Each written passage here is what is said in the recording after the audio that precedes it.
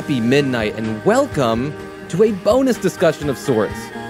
We are going to go over our early impressions of Elden Ring. Elden Ring is upon us, everyone. And it is becoming more of a cultural moment in gaming than I think any of us probably could have anticipated. So we got some shit to talk about, boys. We have heard nothing from the other members of Happy Midnight about how we're feeling about the game. We're all about the same into the game in terms of duration. I'm about 14, Colin's about 10, Keaton's about 8. So we're all just like, day one shit. So boys, let's begin the round table, if you will. Tell me about your first... Oh, Colin, you have a question. It's Dark Souls. I don't know what I was expecting necessarily, but it was... I just started playing and I'm like, oh, this is just Dark Souls. They did Sekiro, and this isn't part of the Dark Souls series name-wise. And I was just blown away that it was exactly Dark Souls. You know what I mean? Yeah. I obviously had that thought as well. This has to be its own thing. It has to be its own thing, branding-wise, I think. Okay. I think if you call this thing Dark Souls 4, I think what Miyazaki and what From Software are trying to do, they're trying to do a reset here. They're trying to say all of those people like that, you've heard all of this hyper intimidating language surrounding our games forever. Here's an entry point. It's Elden Ring. Like, forget everything else. Boom. This is where you start. Get in now because the iron is hot. Counterpoint, game's hard as shit, though. I mean, it certainly is. Well, I've even heard people talk about online that this is a good entry point into the From Software canon. How do you guys feel about that? Is there a good entry point? It's any entry point is trial by fire for sure with FromSoft. I don't know what my recommendation would be as far as an entry point would be. Elden Ring is a fucking beast. There's so much to it, but I do understand that sentiment because with a big open world with so much to do, you could also not do a lot of things. There's so much that you could just blow right by if it's if you're having trouble with it.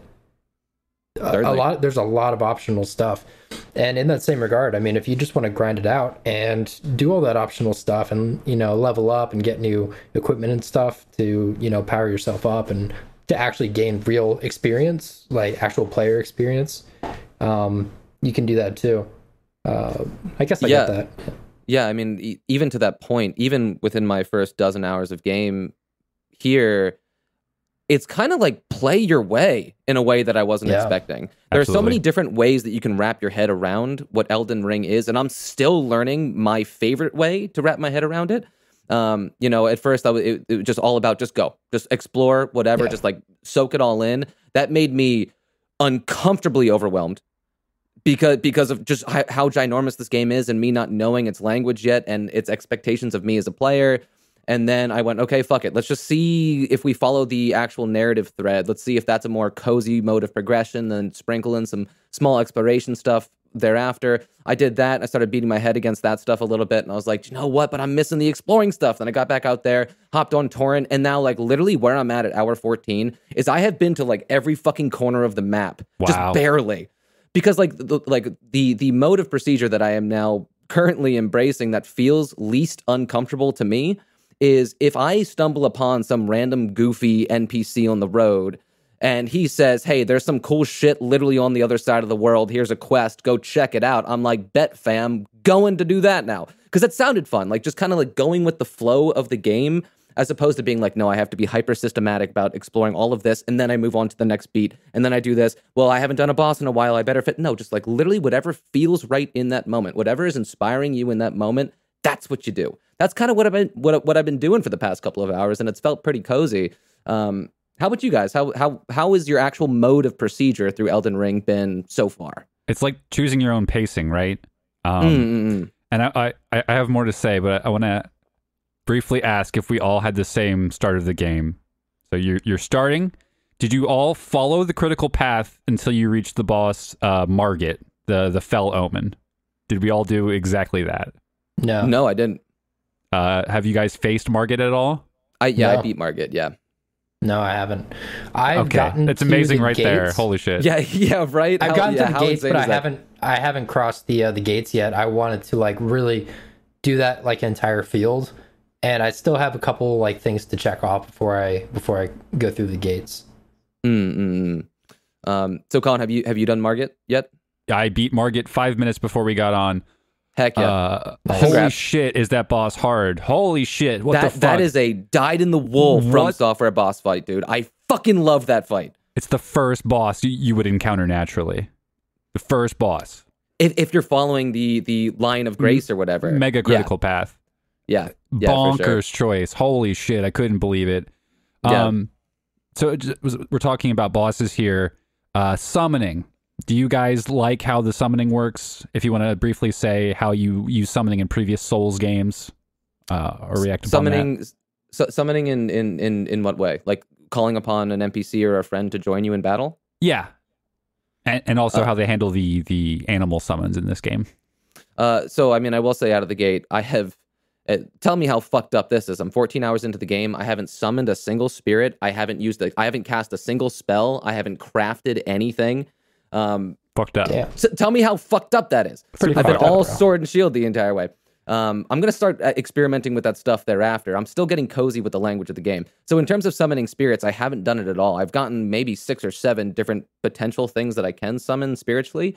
And I've only come across 2 NPCs that I could summon. One in, I think, a coastal cove near the beginning area, which served as a mini dungeon. There was an NPC to summon to go thereafter into the boss of the mini dungeon. And then, obviously, the NPC right outside of Margit.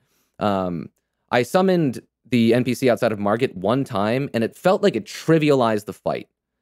So I just said, not doing that for now. Wow. Not doing that for now. I generally avoid the summons in FromSoft games because, yeah, they trivialize so many fights.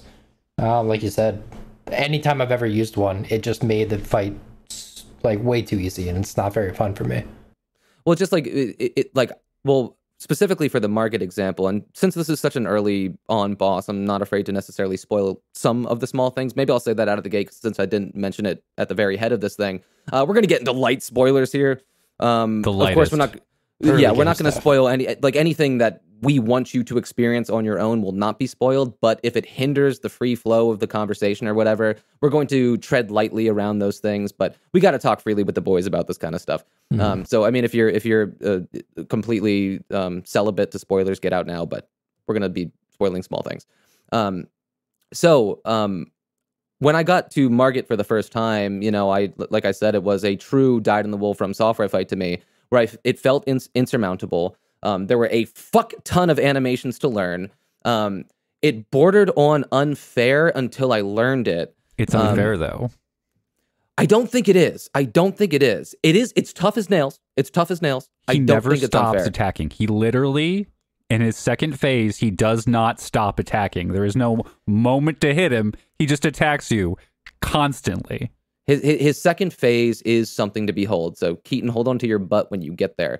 But the thing How was, close am I to that fight? Is that like right through the gates? It's very, very soon upon arriving in Stormvale Castle or whatever it's called. Okay. You don't have to dig too deep to get to him. Keaton, are you aware of the points of grace pointing you in the critical direction? Yeah. Yeah, so it's if you just follow the north points, it'll lead you right to the fight.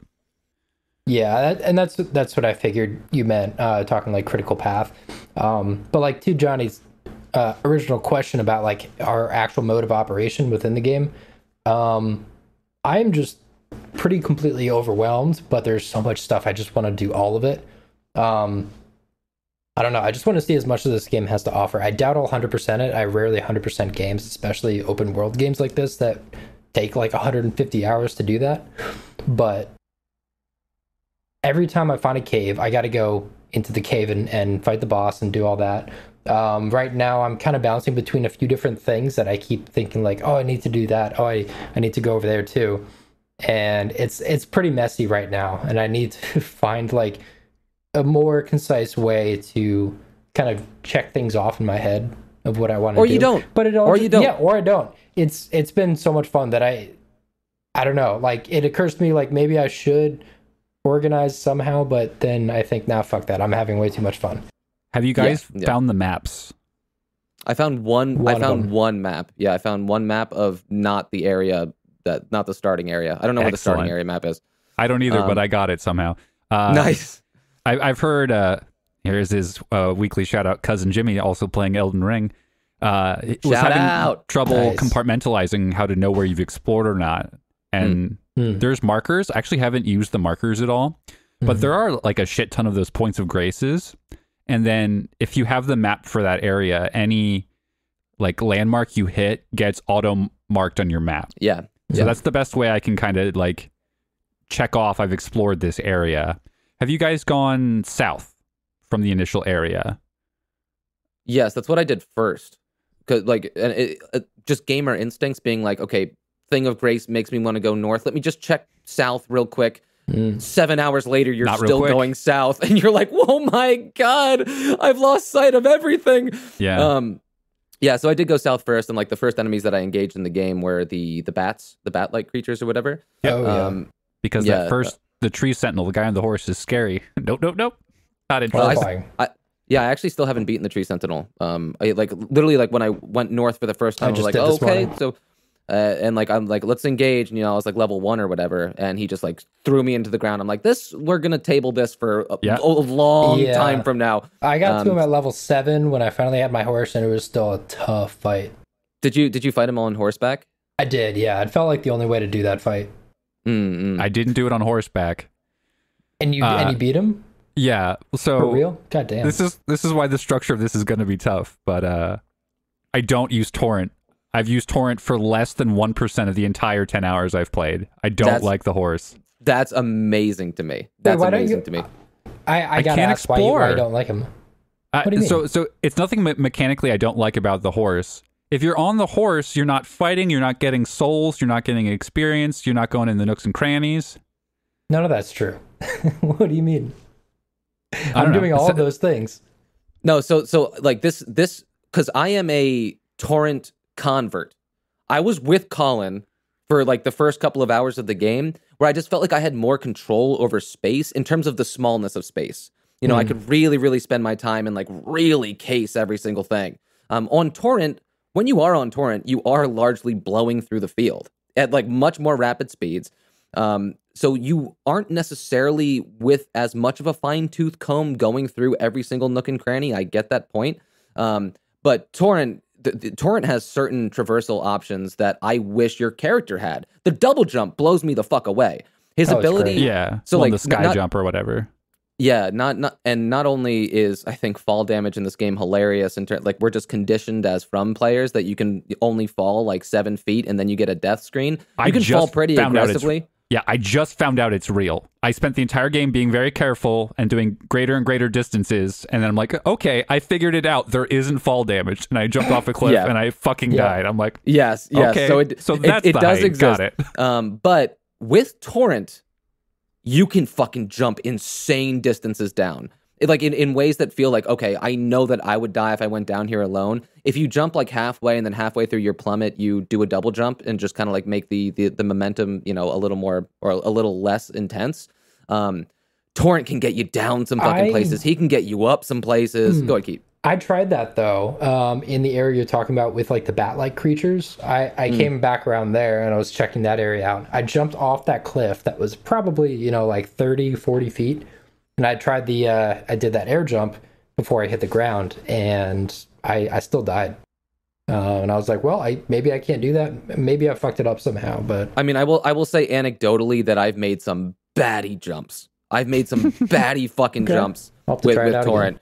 Yeah, for sure. But like maybe just this might be an interesting time to bring this up in general. I just think in terms of level design, if you have some point of interest that you want to get to on the map, and it's either too high or too low, I never had to search too far to find the right way to get there. Either it be, a series of steps going down or a weird number of dodge rolls that you have to do onto ledges going down, or you just kind of have to course the map a little bit and then you find your way up or whatever. It's cool how accessible space feels to me in this game in a very natural way, despite maybe even visually that it might seem insurmountable visually. You just spend a minute and then you're up there like with little effort. I've been impressed by the ways in which that has been true so far. Have you guys felt similarly? For sure. It's always just like a couple cliffs, or if you just kind of go around in a circle instead of a straight line. The map is a giant gradient, right? There's never anything that you can't jump up or anything like that. I will say I find a lot of the open world empty, which is obviously like a famous complaint with open world games. But like a large chunk of the open area is just like the same enemies kind of copy and pasted. And I'm underwhelmed by the amount of shit. I've explored thoroughly throughout most of the first opening area. It's Limgrave and then Weeping Peninsula. That's where I've spent a lot of my time, and in my head, I've completed those areas, and I found like 3 weapons, maybe. That's crazy. That is crazy to me, because I've had a pretty much completely opposite experience than that. But like again, like I think I'm a bit of a convert in this way, because I think I was feeling the same things that you were feeling or just describing there, Colin, earlier on in my experience. But where I'm at now with the game, I'm blown away by the density of the things to do. And like this actually just might be a scaling problem, where like I've stopped thinking about the small and started thinking about the large. I just get on torrent and I just fucking go. And then like the amount of things that jump out at me that are interesting to do on a larger sense of scale is pretty astounding to me. This is potentially good therapy for me. It sounds like I need to get on torrent and just go see some other corners of the map and find some cool shit. Yeah, if you're going around on foot, going through everything with a fine-tooth comb, it's going to feel pretty empty. But yeah, as soon as you get on torrent, you ride for like 15 seconds and you see something that looks interesting. It's, you're not blowing by a whole lot. Like you said, like the world isn't like incredibly dense with things, but there's plenty to do. Yeah, and the things that there are to do can be surprising in their depth. Where like, have either of you guys fought the I forget his name. He's a boss in a small like waterlogged village. It's like Tibia something. I don't the believe boss so. fight. He's like a skeleton in like a gondola, and he's just kind of like fishing around this like, or like just rowing around, and like he's animating skeletons and stuff like that, and like that becomes the boss fight. It's like you versus a village. It's just something small that I stumbled across. Not a difficult boss fight, but cool thematically. One of those things. I cleared that out. I was like, okay, that's all there is to do. I went to a site of grace, reloaded the area, and then an NPC was there who was basically thanking me for doing that. He gave me intel about some location in the world. I followed his like esoteric intel, found what he was talking about, warped me to another side of the fucking map that changed the entire aesthetic. Like the enemies that were in that area were terrifying. Just like it had to be like an end game area. Was it a chest? No, it was not a chest. It was like a portal, like a gateway or something like that. So that was the thing I was talking about that blew my mind. But it was, I opened a chest and it teleported me to the far other end of the map, and it blew my fucking mind. Interesting. That just happened to me this morning. I'm stuck there right now. I need to find my way out. Is the next thing I have to do. The chest thing that Colin's talking about? Yeah, I don't know if it's the exact one. It brought me to like the crystal mines. Is that the one? No. Like, what the fuck? All three of us are talking about different things. How crazy is that? This is crazier than I expected. Oh my god. I know that thing. Oh no, never mind. yeah, exactly. I went to something like the Royal Capital or something. It was literally the top of the map.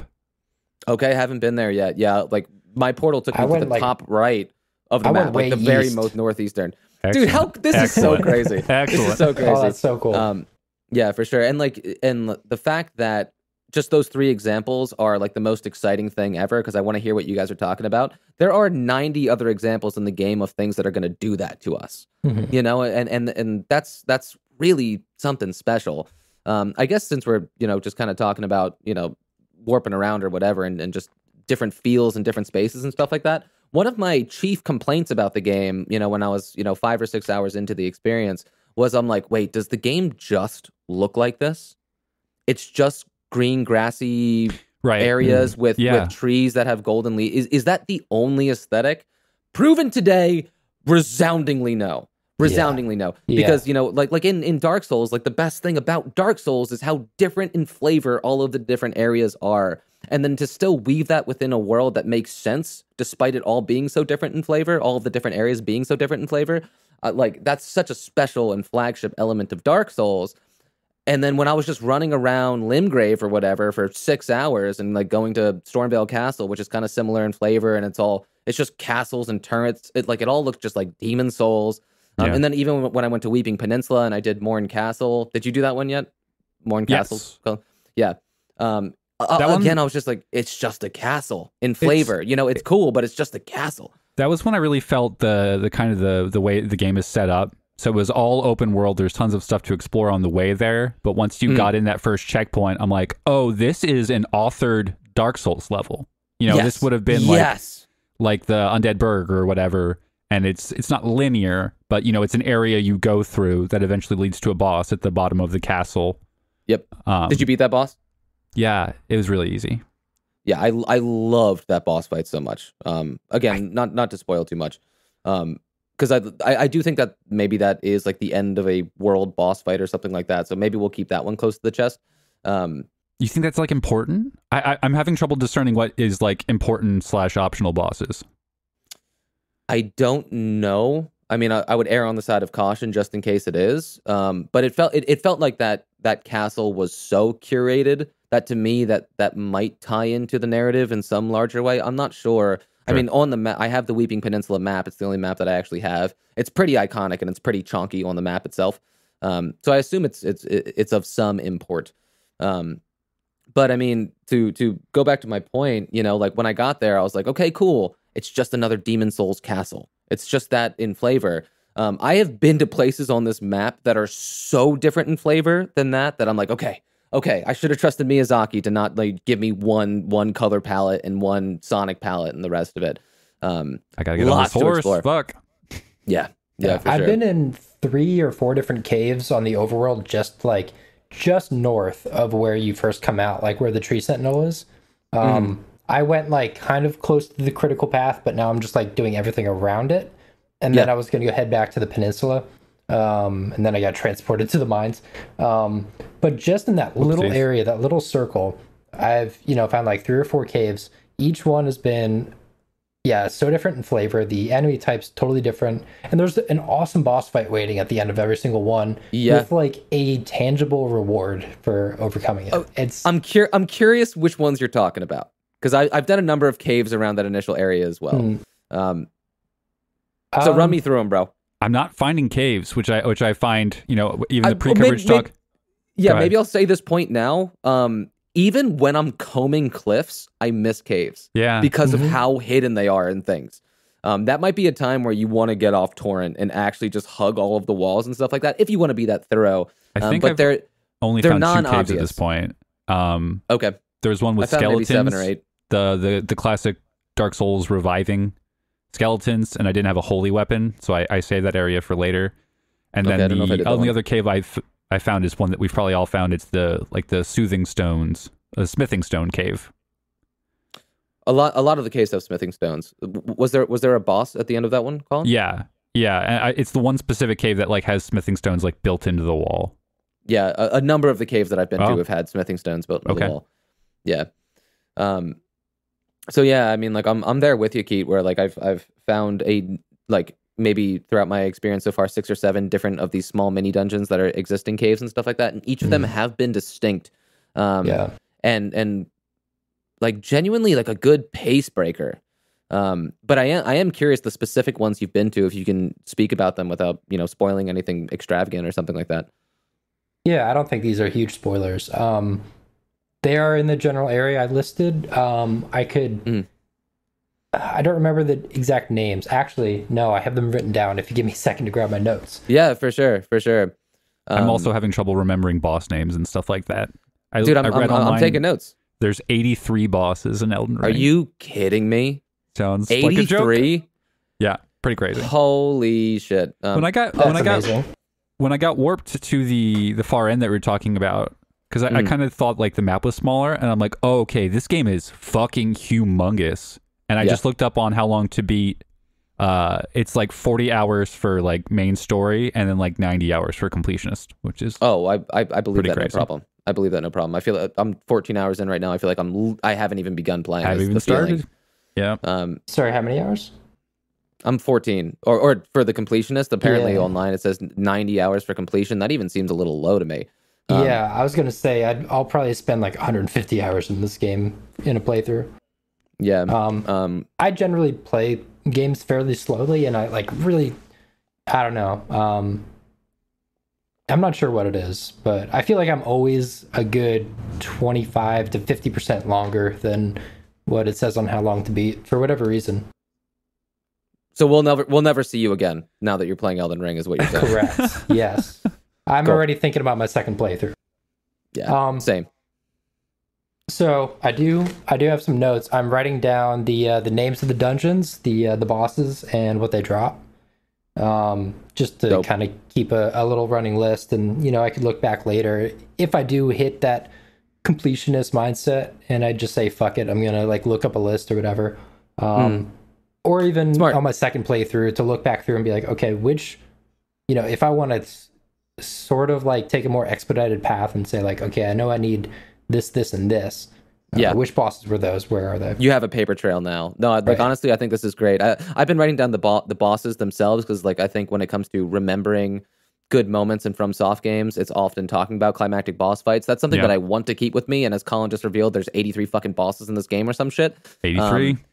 Like there's no way I'm going to keep all of that straight in my head. So I do like this bit of housekeeping that you're doing here, Keith. Take us back to 1985 or whatever the fuck. Take notes in games, dude. It's like engage with it. That's what your teachers wrote right in the margins. What the fuck are you doing? So Keaton, hit me with some of the standouts there.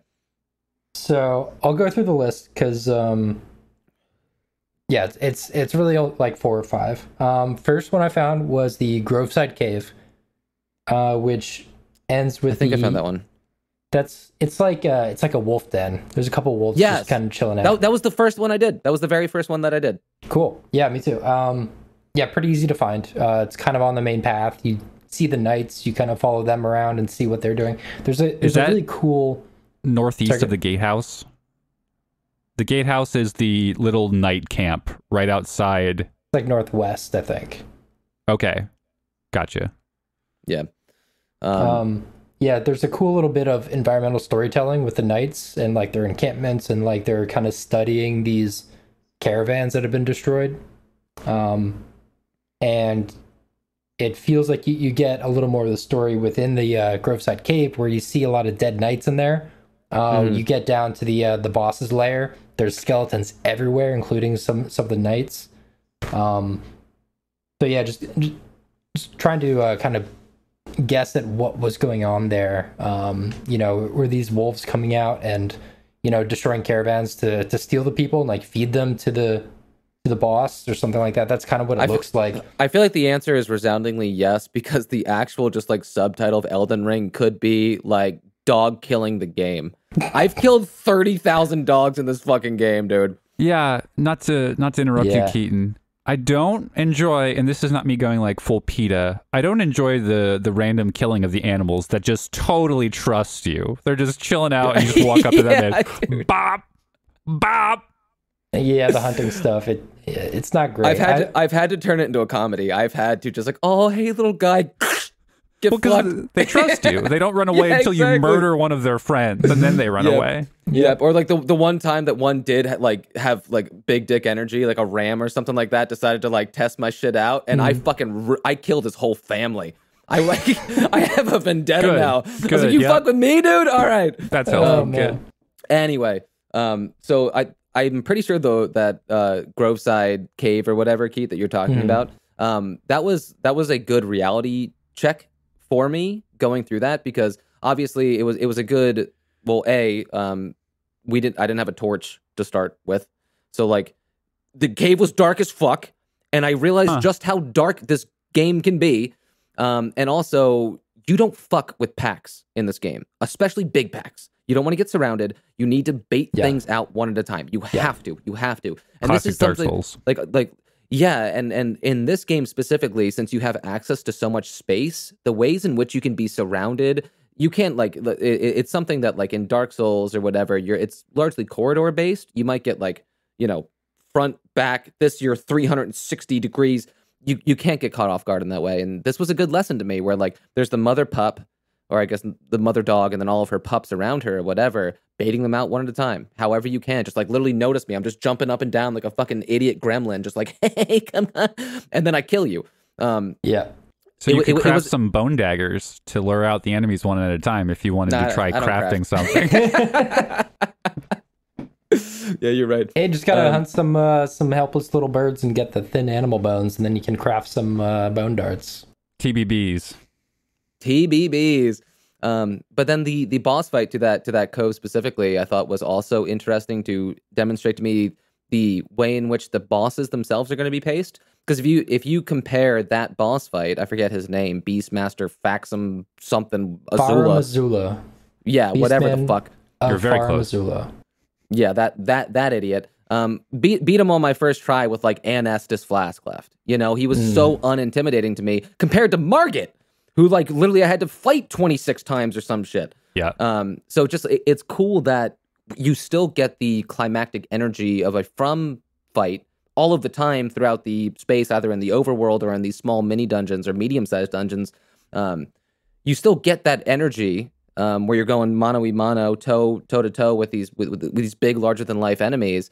But then you also get the narrative story, like you're gonna literally like ruin your mental health type of fights, you know, with Margit and the rest of it. The game seems impossible to balance, right? So, like I said, the first real boss I fought was Margit, and it made me question my life and like, oh, am I actually good at Souls games? Have I ever played a Souls game? I don't know. And then I've probably beat close to 10-ish bosses at this point, which is, you know, not even an eighth of the total bosses in the game. But none of the bosses have been even half as hard as Margit. That's what I'm like concerned about difficulty. And I'm sure there are more difficult bosses out there, but I just couldn't like believe it that like the first front-loaded boss is like unbelievably hard. Yeah. From kind of likes to do that, I think. They like to like literally like wag their big dick around and being like, do you know what you're signing up for, son? Huh? Sure. Yeah, but like cool that like that's not necessarily going to be everyone's first boss, and like I do think that's very interesting. One thing that I was thinking a lot about last night, which was my first night with the game. This game came out technically yesterday. Was something about previous From games that I love, and we're gonna get back to your boss list in a second, Keith. Sorry for being so utterly meandering. Jesus Christ, there's a lot to talk about. It's gonna happen. Too excited. It's gonna happen. So one thing that I was thinking a lot about last night and how this game simply will never be able to be this way is when you think about Dark Souls or Bloodborne or Sekiro or something like that, when you get to the end of the game or like when you fell a certain boss, there's a certain standardization of understanding. There's a certain solidarity between players. Like being like, oh shit, dude, you fought Ornstein and Smauv? Like, I know what that means. I know what that's like, you know? And then like having both of you then like commiserate and be like, man, we both did it. Congratulations. I know what you've been through. That's a huge part about the social element of Dark Souls to me in Bloodborne and Sekiro. The conversation is standardized. Not in Elden Ring. Not in Elden Ring at all. There's going to be bosses that I fight when I'm level 10 that you guys fight when you're level 80. And I'm like, dude, it took me 3 nights to beat that. And you're like, yeah, dude, I went in there when I was level 80. I used spirits and spells, and then like it took me literally 6 seconds. It's and like that's it. The Rotten, right? The Rotten. Remind me what the Rotten is. Dark Souls 2, I complained to you for months about how I couldn't beat the boss, and you're like, yeah, I don't know, dude. I beat it on like my second try, whatever. Yeah, dude. Yeah, Elden Ring is going to be all that. Because like imagine like you do all of these, you know, boss fights and stuff like that out in the overworld and stuff like that, and then you hit Margit when you're level 40 or something like that, and you just steamroll him because you're doing an eighth of his health, and like you have like better upgraded weapons and armor and stuff like that, and you just steamroll him. Like totally different perspective. When me and Colin are saying like, holy shit, dude, Margit like put us through the fucking ringer. That's not going to necessarily mean the same thing to all Elden Ring players. Maybe that's a good thing. I'm just saying like there was something in the solidarity of previous From games that is going to necessarily be absent from this one. Not necessarily a bad thing, just something that I was thinking a lot about, and just you know, the actual camaraderie of Elden Ring is going to taste a little different. You know what I mean? I wanted to ask you guys what level you're at, just as an aside before Keaton carries us on with his next cave. I think I hit 18, I think. Damn. I don't think I've even hit 10 yet. I started as Wretch, which is something that should be mentioned. Yeah. So I started at level 1. Tangent after tangent after tangent. We got to talk about our classes to 35 minutes literally in, contextualize everything. So Holy what class shit. did you start with? I started with the Wretch. Colin, what did you start with? I chose the Vagabond because I'm a dyed-in-the-wool sword and shield player. I am Nice. level 25. Okay. What level did you start as? 9. 9. With the way it scales up, I don't think that changes it that much. You know, like what was your first level was like a couple hundred souls. Like your initial difficulty curve is going to be bad, and you can spec the way you want. Yeah. But this is part of me on foot and killing every single enemy on the open world. I think that's what allowed me to level up so much. And also, I guess just, you know, so much of my playing so far, at least the last couple of hours, has just been going and exploring and not necessarily killing and stuff like that. So, like, depending upon how you play this game, it's going to directly affect, you know, how it is that you level up throughout this experience, for sure. I bet you both have like triple the map unlocked that I have. You know, right. Yeah, exactly. So I mean, I will say, just maybe as a point here, I don't feel like I get a lot of runes in general. You know, even when I'm felling a boss, I feel like I'm getting like maybe a grand or something like that. Like I don't feel like Margit was 9K. But that to me makes sense. Yeah. I think like I've beaten like maybe 12 bosses in this game or something like that. I feel like most of them throw me like a K. In Dark Souls, I'm used to being showered in souls. 20,000 K. For sure. But a boss is a big deal in Dark Souls. These are not as big of a deal. Nearly. This is just like, I mean, this is my favorite shit. You know, this is like a game for a boss fight junkie. You know, there's so many of them. Absolutely. 83. That's insane. 83. Yeah. And I wonder if the rune count is kind of a base off of how hard they think the boss is and kind of the order. Like if you ordered the bosses in rune drop count, if that would actually be like in ascending difficulty. Yeah, I do wonder. I mean, I will say, like, I mean, as we jump back into the actual boss fight list here, never gonna get back there. I will, as a potential segue, I did do a cove or a tunnel, a mini dungeon, literally on the opposite side of the map, which is an area that I'm sure like that I'm under leveled for, largely speaking. But I found a tunnel, and I went and I did that, and like presumably I was under leveled. All of the enemies in the actual tunnel themselves were incredibly difficult, and the boss fight, which might be my favorite boss fight that I've done so far, took me as many tries as it took Margit. I wonder if they do scale up in like more like later game areas. Even the mini dungeons themselves are more difficult. Like how much of this game is supposed to be done whenever the fuck you want it to be done, kind of like Breath of the Wild style. We should be careful here when talking about scaling. Scaling in video game terms would mean that it would actually adjust to your level, which is not what we're talking about. Oh, okay. Yeah. Like Final Fantasy VIII famously has level scaling, where, you know, in JRPGs you would grind to fight enemies, but the enemies would literally be stronger based upon your level. Correct. And so like that's not what's happening here. Yeah, what I'm talking about is that the game expects you to do a certain thing when you are a certain level already. So like it like, I guess, directs your focus based off of your purported relationship to the difficulty of the thing that you're doing. Yeah. So like when I got to this air quotes later game tunnel, I wasn't necessarily perturbed by the difficulty, but I'm wondering, like, I mean, I did that when I was like level 4 or 5. You know, like did that's crazy. Did From Software think that like expect you, or like do they want their players to engage with their world in that way, like literally that open? That's kind of classic open world game design, where, you know, you have your starting point, and then as you radiate out, it's going to get more difficult. This is something I was thinking about as we were playing. Have you guys played many open world games? I'm not an open world guy. Not really. I'm really not either. The last time Breath of the Wild would be the example, right? For both of you? For sure. Yeah, I played that in 2018. That was the last time a game really like sunk its claws into me, like I know Elden Ring is about to, where I spend every waking moment that I'm not, you know, working or eating or whatever, just playing or thinking about it. Yeah. Not a huge open world guy. I did try Horizon Zero Dawn a couple years ago, and great game. Not for me. It's awesome. I really enjoyed it. I played about 10 or 12 hours, but it wasn't going to hold me for that long. So everyone's talking about open world fatigue because every game is open world nowadays. And I just think it's funny that you guys don't have any of that perspective. I mean, I've done Horizon Zero Dawn, The Witcher 3 is that same style. I played Assassin's Creed Odyssey.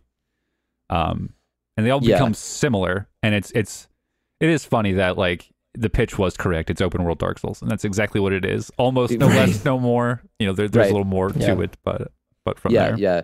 I mean, I do think that it's been said so many times in just the video game space already. But like, I think the most direct adjacent example of another video game compared to Elden Ring is Breath of the Wild in terms of its freedom of play. Again, I don't have much experience with like fucking Horizon and like Assassin's Creed games or whatever the fuck. In terms of like how that feels or how that functions or how much freedom that you have. There's something so just sandboxy about this and just like, bro, shut up and go have fun, you know, like kind of thing about it. Whereas like, I feel like with these other types of experiences, like I feel like maybe there's more at stake in your heart because of a narrative driven thing. I know a lot of people like to talk about hyper populated compasses with side quests and different markers and stuff like that. That the drives key a lot of difference. people. Yeah, there's that's no exactly the list of difference side missions here, which is great. You know, it's all just what do you want to do. Like when I think about Horizon Zero Dawn, what I didn't like about that so much was the approach to side quests, where you'd just be in a town and you'd talk to people, and they would start telling you about like, you know, some issue that they're having, and Billy's trapped in a mine. Yeah, and you're just like, how can I help? And you know, that's cool, but it for me, it kind of drags the narrative down a little bit. It's like, there's always the joke about, you know, there's something huge going on. Why are you saving cats from trees or whatever? But like telling every single person you meet that you can help them and you take on their thing and write it down on a list and you just have this map covered in markers. It's silly. It's overwhelming. And Elden Ring is great because it's just, you're not doing a fetch quest where you're going out and then you have to go back and talk to the person to get your reward. The reward is doing the thing. And, you know, you might find a cool item or something, and it's all just for yourself. And I've never played a game that is such no wrong answers. You cannot play Elden Ring incorrectly. If you're playing the game, you are proceeding forward, you are learning, you are finding, you are it's amazing.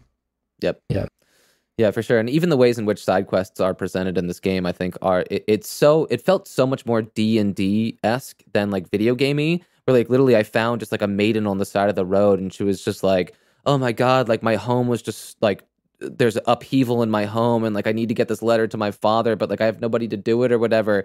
And then I was just like, you know what, I will do it. Like I will. But like there was no like record of that. It just felt like an actual human. No quest log. It just felt like an actual human interaction. Yeah. And then I went, and that's what led me to do Morn Castle or whatever. That's the only quest I've found to this point. Like major quest. I found that one, and I haven't found anything like that where an NPC says, "Here's a letter." Some of the merchants sell notes. Have you guys been interacting with that at all? No, I didn't know what that meant. I've seen a number of them, but I didn't know what that language meant. So it's not shown clearly, but they are hints or almost quests. It's almost a quest log. Yeah, or like a treasure map almost, but just like written out. It's like, hey, near this thing, there's like, it's just a very light hint. It might have the name of an area or like an encampment. And wait, that's kind of cool. It is really it's cool. Still esoteric. It's not like do this exactly there. It's more esoteric, like Keaton said. Oh, interesting. Have you guys seen the... Yeah, it's literally a handwritten note from somebody that they just like fucking found on the ground, and they're just like, oh, this is a hint to like some cool treasure. A merchant is fucking trying to sell that shit. What a shitbag. Yeah. Yep. That's great. Have you guys seen Colin, you were gonna say something. The Walking Mausoleum? Walking Mausoleum. Big thing with bell for balls? Is that what you're talking about? Yep, big thing with bell for balls. I literally just saw that I laid eyes on it like an hour ago. Did you interact with it at all, John? I mean, I ran underneath its legs trying to get its attention or something like that. It didn't react to me. So the merchant there sold me a note that told me what to do with it, and it was esoteric. That's amazing, dude. Great. That's amazing. So I would recommend checking that out. Yeah, that's cool. Yeah, heck yeah. But I mean, that was just a good example of that. Yeah, even laying eyes on that thing was just so mystifying and terrifying. And this, I mean, another subtitle for this game could actually just be Megalophobia, the game. Things are too big in this game. Things are simply too big. It's terrifying. Yeah. It's so terrifying. Everything is huge and daunting in the distance. And then it's hidden by fog. It makes me want to die. Dynamic weather and shit. And day-night cycles. How interesting is that? I don't think how crazy is that? Done super great. It is interesting. I feel when it stops being foggy. I feel it in like the depths of my soul, where I can see the Erd tree and shit like that again, and like I can look up and see the moon and shit like that. Does it change the enemy spawns based off of time of day? That I don't know. I've heard whispers. I've heard whispers of there being only things that come up at day or only come up at night. I think that like that bifurcation does exist in this game. I haven't personally experienced it yet, though. I feel like some of the bats spawn at night.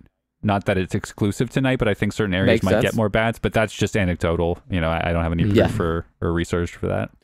Yeah, it certainly makes sense. Hey, how about we get back to that list, Keat? Oh, you want to do the Keaton, list? do your thing. Yep. I got a list do the list. Got right to it. Do the list. We love lists. Yep. Yeah, so first was the Groveside Cave with Beastman Farm Azula. Beastman of Farm Azula. Colin, you did not do that, boss? No, I want to go do it. Yeah. Decent design. It was easy to me. Keaton, how did you feel about it? Yeah, not too bad. The design is amazing. It was so fucking creepy. He's got like a fur like head that he like, you know, took from a wolf or something, but it has this crazy horrific face on it with like this huge mouth and big smile and this crazy curved sword. Super cool. But yeah, super brutal. I don't think I had too much difficulty. I did die a couple of times. I was pretty like minimal equipment here. I don't think I even had armor yet. Damn wretch.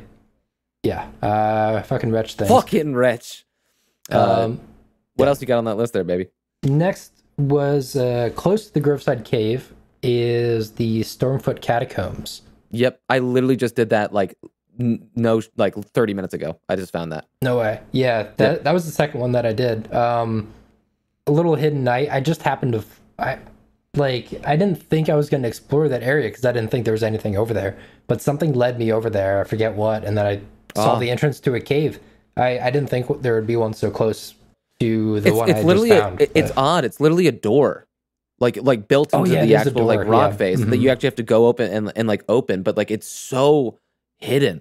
Yeah, you know, like that one was tough to find. Where like I only literally found it like recently, having been through that area, you know, a million times already. Yeah, just like, wait, what is that small lambent glow in that thing? I'm like, there's something there. Obviously, and I went over. It's a fucking door. You open it up, and it's like a medium sized dungeon. That one's a little bigger than the normal. A little bigger, some light puzzles to solve, and completely different in feel. When I saw like how different it was, being right next to the wolf den. Now you're in a crypt that's guarded by little gargoyles that come to life. Yeah, they were so cool. Such a cool design. So cool. Let's not spoil the boss design of that one, because genuinely that boss design terrified me. The way it moved and how big it got and shit like that. Yeah, it was such an original take on a From boss. I had never seen From do something quite like that before. I also noted how kind of smart the approach to the movements was, because that was probably very easy for them to implement. You know, it doesn't look cheaply done or anything, but I think in general From Software is very good at being efficient with their resources, with their like developmental resources. And doing things in an inexpensive way. Which is really cool. And it really jumped out to me in that boss fight. Yep, definitely. Super, super cool boss fight. And then even the place like at the back of the boss room itself, with like the actual like narrative repercussions of that. I mean, it is a catacombs, but seeing what's actually being done with these bodies was really, really cool storytelling. Love that one. Love that one for sure. Yeah.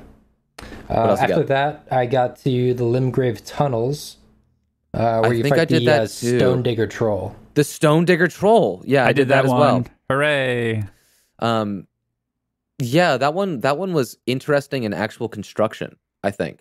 Because I've done a number of these tunnels and caves and stuff like that where it's almost felt identical in architecture, where like you go in and there's like a small little drop off and there's a moment of intrigue, you kind of skirt around, then you go downwards and there's a boss door or whatever. This one had like weird shafts and shit like that where you have to like roll off mid elevator ride and stuff like that. Yeah. Like it felt a little more frummy in its obtuseness. Do you know what I mean? Yeah, for sure. The hidden doorways. You actually have to spot one of those and roll off at the right time to actually get to the ending. and find the Stone Dagger Troll, which I thought was so cool. That's from Software 101, right? Just the kind of players that are thinking, I'm going to have to fucking roll off this elevator early because I know this shit. I can't imagine. Software elevator is never A to B. It's never A to B. There's C, D, E, F, and Z, like all fucking there, you know? Yep. Just open your eyes. I can't imagine what like first-time players think. Like they would never think about that because it's fucking crazy unless you've done it for 100 hours previously in other games. Right, and honestly, I didn't think about it originally either. I wrote it to the bottom or whatever, and I went there, and it was like a dead end. It was just like a shack with an item in it or something like that. And then I was like, wait, I know there's a boss fight here. Where's the boss fight? And then you engage with From Software's jank-ass architecture, and you just ride an elevator and just wildly whip around your camera because you'll find something. That's all I do. Just fucking up, down, left, right. Yep. You'll find something. That was I love bigger, like literally bigger bosses in From games. So I thought the troll at the end of that was fun. Just like literally, like you can't even get clipped by this guy, you know, or he's gonna put you in the dirt. Liked it as well, and I love non-stagger enemies as well. You get a single hit, you bounce your fucking weapon off or whatever. So like you have to be very thoughtful about the way in which you engage with it. Really dug that boss fight. Thought it was cool. Yeah. Next, I found the Waypoint Ruins, which is like up top is just some ruined architecture, and there are a bunch of like human-sized flowers that are like spewing spores. And at the middle of the place is a gigantic flower that's like 12 feet tall that releases a huge cloud of spores. And I was trying to approach that, and then I found a cave that goes down. And that is where the Mad Pumpkin Head is. Whoa. Have not done that one yet. I have a note that is labeled Waypoint Ruins. So that's fascinating. Oh, interesting. I'll have to put together the information both of you gave me there's and see if I can find it. Sure. I remember seeing, is it a pink flower, Keaton? The human-sized flower? Yes. Yep. So I've absolutely seen that flower. I just did not approach it directly because I'm like, those are the poison spewing things. Fuck that shit. Yep. Yeah. Well, I'll have to find it myself too. I was skirting around, but you can find the cave pretty easily without really even interacting with those flowers very much. It's interesting. Yeah, so that's one of the things on my list that I'm constantly like running in circles around. I'm like, oh wait, I need to eventually get back to Waypoint Ruins and actually like kill all the flowers and see if there's anything else there. For sure. But yeah, I got the Mad Pumpkin Head, and there was a really good drop for that I won't spoil. Actually, it's not even a drop. A cool reward for that fight that I won't spoil. Cool. That I had to go elsewhere afterwards, and just constantly caught up in shit. Yeah, bro. Have anybody found the Tombs Ward catacombs? Tombs Ward? I don't think so. Mm-mm. I'm just trying to get some credit. It's incredibly hidden that I found on foot, and I don't think anybody would ever found it. I fell down like a back alley that was like super tight walls, and it was there. Heck yeah. What weapon are you guys using? I have a straight sword right now. I also am just using a simple straight sword. It's like there's some adjective before that. Yeah, that's exactly what I'm using. Yeah. I have a Lord Sworn. It's those are the knights, I think, like Godric's knights that are around that area. Yeah, I got it very early on, and like I've gotten a number of other weapons thereafter, but there's something about the speed of it that I really, really enjoy. Yeah. But I'm sitting on a number of weapons that I just don't have the stats for yet that I'm so excited to use. But like leveling up has been so fucking few and far between that like I just need like 3 more decks or something like that, and then I can wield these awesome weapons that I got from bosses and stuff like that. But for now, dude, I've just found most comfort in this like simple ass straight sword. I bounced around. I hit the long sword is what I started with, which is pretty good. You also get a halberd. I think halberds suck. I think they've always sucked in From games, but it's probably just how I use it. And then in Castle Morn, you get the claymore, and it's really good. Oh, I picked that up, and I haven't used it yet. Claymore's I gotta give it a shot. Like in Dark Souls, Claymore's fucking awesome. So like that's a big deal. That's what my brain did. I'm like, oh, cool, I'll use that one, and I just I got it up to +5 before we got on here. Oh, so heck yeah. It's pretty fucking badass. I forgot that smithing was a thing. I need to do that again. But like the thing is, like I the thing that I'm at least conditioned for in From games is that the actual smithing resources are so difficult to come by that you need to like kind of choose your fucking beauty. You have to don't pick want to your do weapon. it until you know this is my weapon. I wasted my first couple stones on a battle axe, and I regret it to this day because then I found the claymore, and I'm like, cool. I'm never gonna upgrade it now. Right, and it does feel like first playthrough of Elden Ring is going to be largely experimental. I want to taste everything just to see, where my heart is going to lie within the fabric of Elden Ring. And the fact that like I literally have maybe, I don't know, I've collected maybe 20, 22 weapons or something like that so far. Barely any armor. And no like armor, right? I've gotten like single pieces of armor from drops, but yeah. No, it's really expensive from the armor. store too. It's like $3,000 runes for a helmet and like 4,000 for a chest piece at the merchants. It's like who would do the that? one that I found that's in the Church of Ela, like in the middle of that field.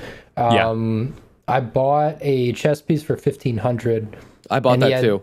He had the other 3 pieces for 1,000 each. I didn't buy those, and I just bought the chest piece, dude. We did the exact same thing. Yeah, amazing. Yeah, dude. Yeah, I mean that's the right choice, right? That's the best use of your runes.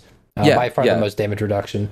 And if you're not worried about like weight from load. another guy like by the shore underneath a bridge thing, and then I've picked up a couple random drops of other pieces, and I've at least got all the armor pieces. I don't have an actual matching set, but me neither. I'm a weird chimeric mess, dude, right now.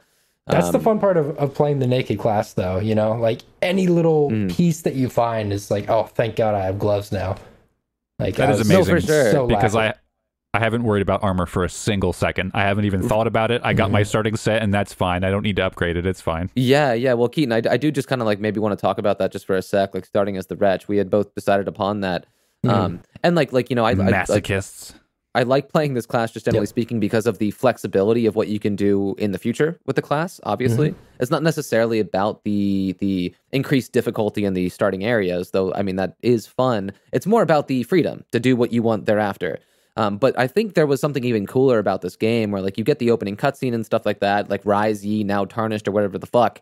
And then and now you're thrust into the world, naked as the day you were born, with a club. And, like, literally, like, survival instincts kicked in. It was like, I don't give a shit about what you're saying about sites of grace and fucking grafting. Like, shut the fuck up. I need to get clothes. So, like, what I did was, like, my first couple of hours of gameplay was just literally stealthing around looking for armor and, like, looking, like, I can't even start the game yet until I get here. And this being kind of an open world survival game, that felt really nice. So, like, numero uno is to clothe yourself. That was a fun opening thing, and for some reason, it even thematically felt right to me. I dug it. But what was your first couple of hours like, Keith, being a wretch in the world? Yeah, so I went back and forth between if I wanted to do wretch or like a dex caster class, because I do eventually want to get into some sorcery. I'd never really do much magic in FromSoft games. But I really just wanted to try everything. So having a base 10 stat in any category going forward is pretty great. And yeah, I was looking forward to that intense first couple hours. Everything did so much damage. I died in 2 or 3 hits every time. Stealth was the name of the game, like you said. And I had a blast, like being in this new place. I have no idea what the fuck I'm doing. It did definitely feel right, theming wise, to come in like that and just grab any little thing that you can.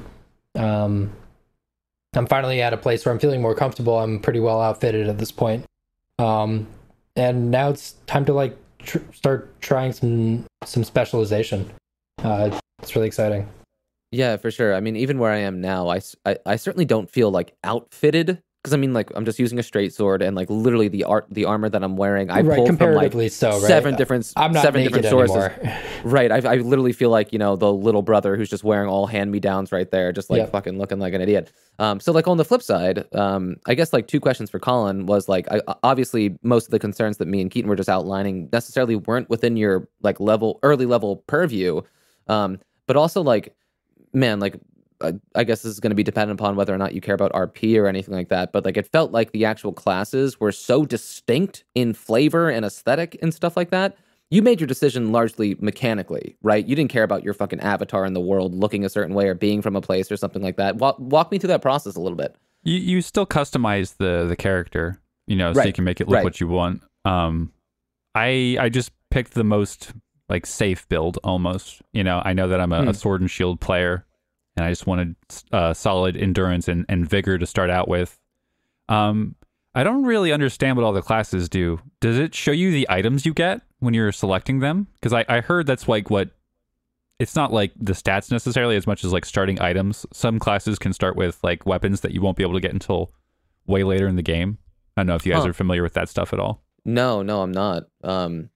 Yeah, I would imagine, because I mean, I'm even thinking now, like in the actual class selection screen, like they do show like in a little square at the bottom, kind of like your initial output, like what you have. But you don't get any information or names. I wonder if you can...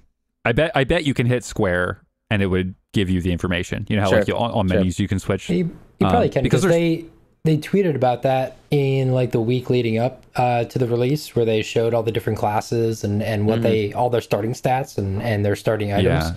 I watched a lot of analysis videos about that, about the different classes before ultimately just deciding to go retch anyway.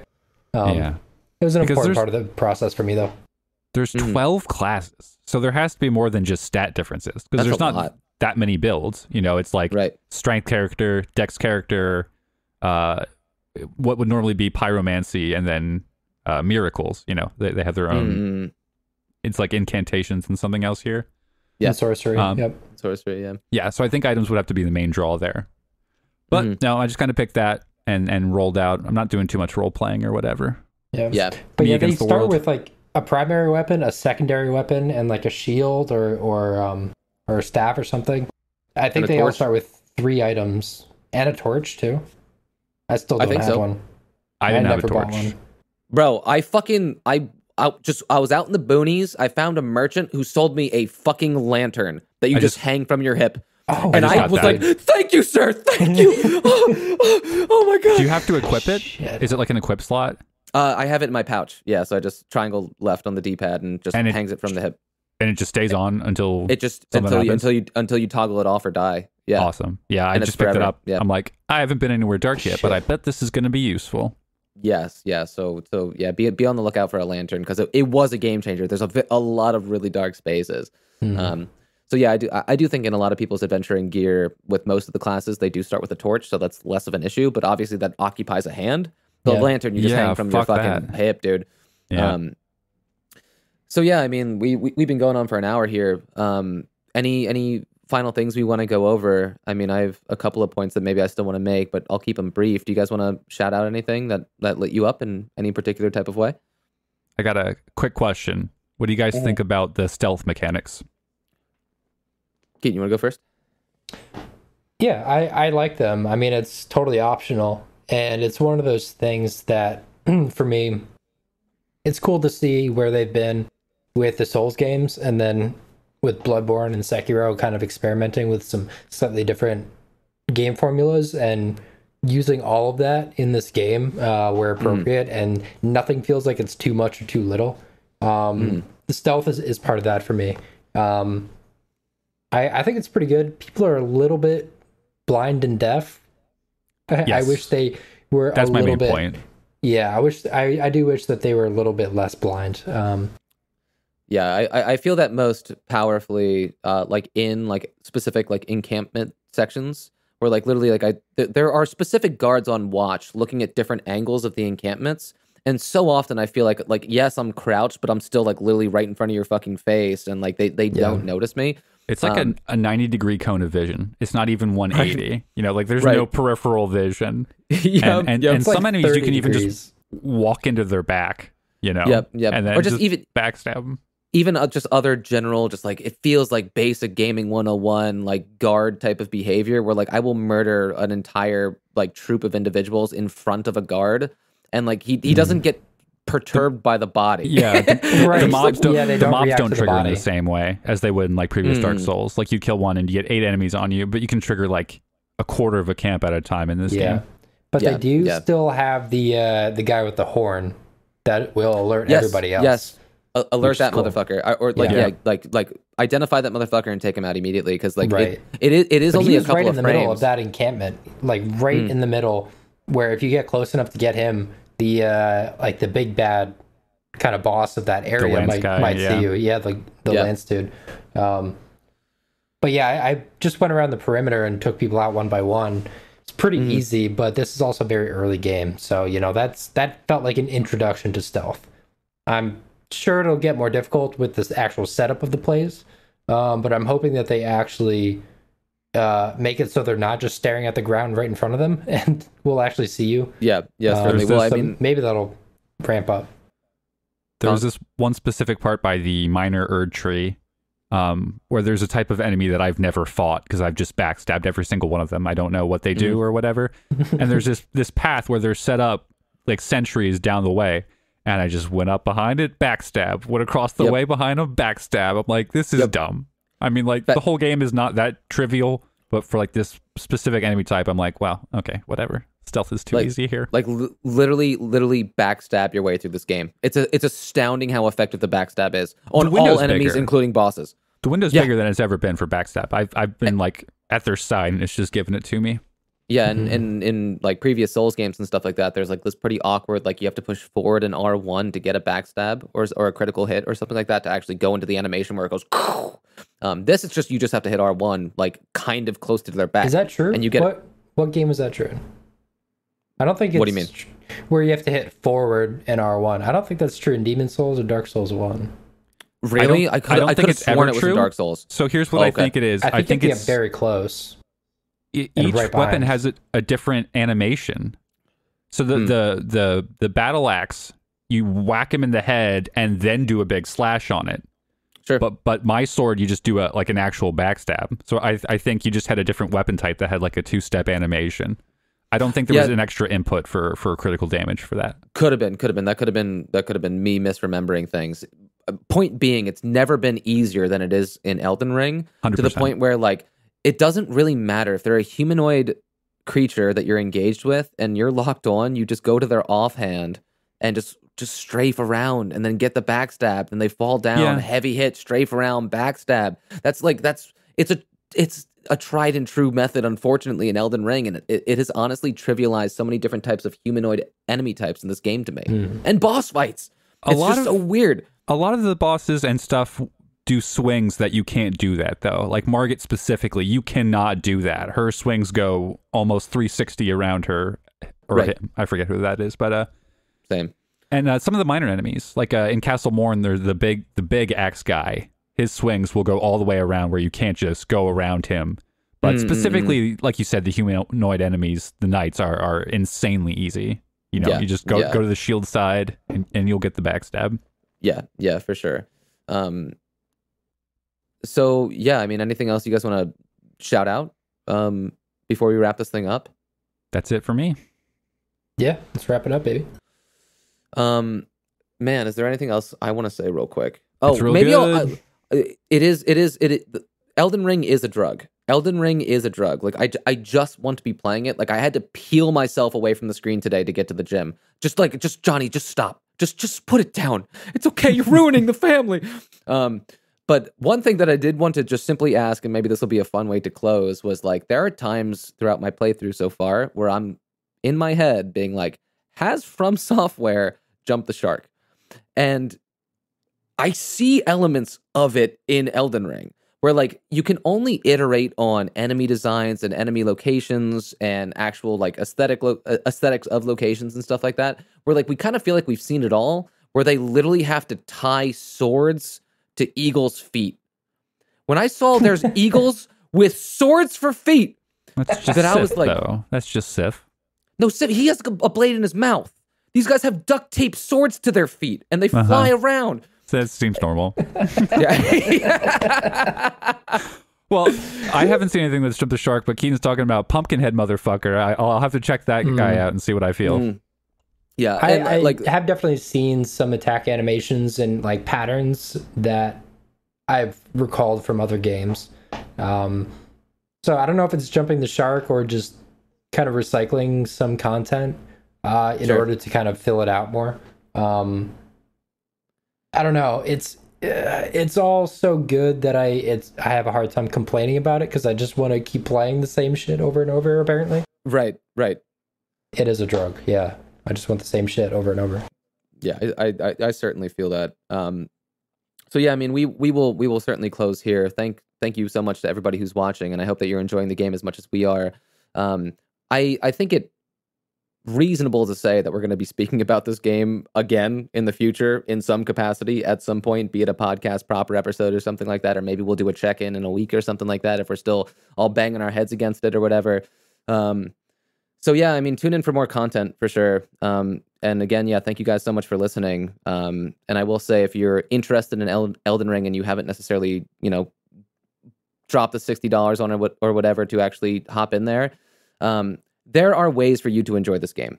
Even if you're not a From Software diehard fan or something like that, don't let this game necessarily intimidate you. I would say give it a chance, because there's magic here. And like this is a weird cultural moment for gaming in a way that I didn't expect, and a way that is playing out in a way that is kind of profound. I think Elden Ring had, on its day of release, 1 million concurrent viewers on Twitch.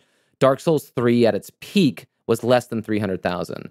So Elden Ring had over 3 times on its opening day. I don't know what it is presently, but we're living through something kind of cool here. And like, just hats off to Miyazaki and the entire From Software team for doing something artful and different and just genuinely brilliant. So we don't get a lot of games like this. Don't feel guilty for, just spending all of your time playing it and stuff like that. Like, give it a shot, because there's magic there, and we would love to see you in the lands between. Join us. Thanks for listening, and we will see you. Awaken, ye tarnished. Awaken, ye tarnished. Thanks for listening, guys. Happy midnight. Peace. Bye.